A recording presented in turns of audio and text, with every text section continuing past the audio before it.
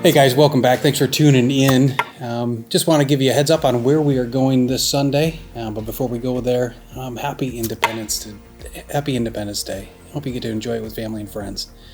This coming Sunday, what we're going to be talking about is freedom from fear. I don't want to meddle too much here on this, but what are you afraid of? Okay, just think about that for a second, because we're going to be spending some time there again this weekend. When I'm thinking about fear, the first time that I can remember fear, it's kind of silly, but I think a lot of people have it, especially as younger children. I always had this idea of something hiding in my closet, or perhaps even underneath my bed.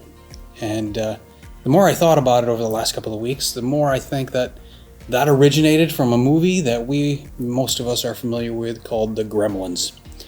And there was a little character in Gremlins. He was named Spike. And I thought for sure Spike was going to somehow show up into my room, and I was fearful of it. So what do we do when we're faced with fear?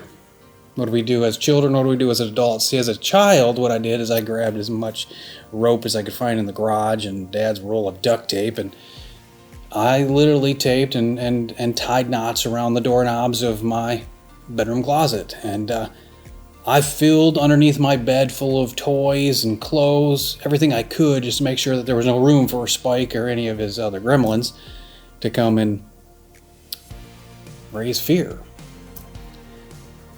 This Sunday we're going to be looking at David, and if I was to ask, hey, what comes to mind when we think about David?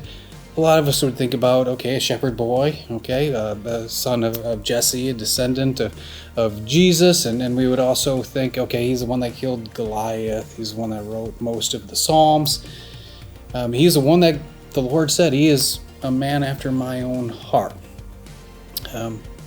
But David also feared. In 1 Samuel chapter 23, we're going to be looking at what David did in that time of fear. You see, he's being pursued by King Saul, a massive misunderstanding. But what did David do in the darkness, in the still of those Engedi Mountains, hiding in a cave, when he comes across his biggest fear, Saul? So I hope you can join us either here in person or online this weekend, and we can see how God leads David into freedom out of fear. Thank you.